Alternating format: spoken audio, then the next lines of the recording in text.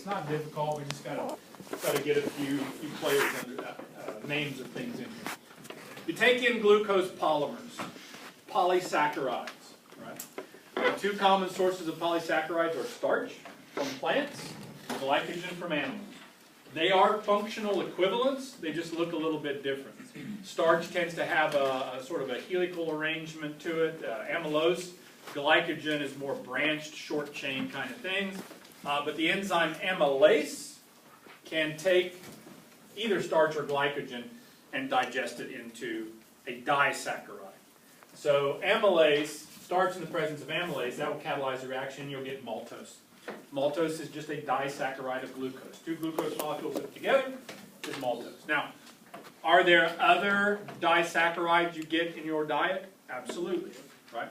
If you eat sweet things that were made with sugar, table sugar, you're going to get sucrose.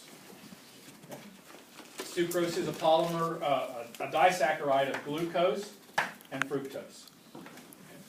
If you drink milk or products made with milk, now in particular cow's milk, you would get lactose.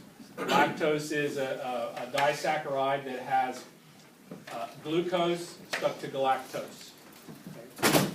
Now, you can't absorb these. Okay. So even though you're making amylase in your mouth, and you're getting these in the mouth, you can't absorb them, they're too big. So in pancreatic juice, we have to have, and duodenal juice, we have to have these enzymes then that can digest those substrates. So it's kind of a two-step process, right? Multi-step process. Maltose is digested or enhanced by maltase, and you get glucose.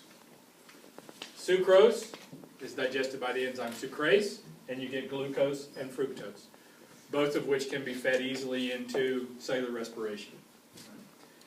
Lactose is digested into glucose and galactose. Glucose can be fed directly in, galactose has to be converted. It's very similar in structure to glucose, just an orientation on one of the carbons of a hydroxyl group.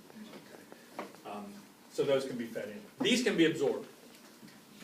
So once you get the digestion, where is this happening? Well, some of this in the mouth. You also secrete amylase into the small intestine. So it's really in the duodenum. This is all happening in the duodenum. So when digestion has occurred in the duodenum, this is what we get. We get all of these simple sugars.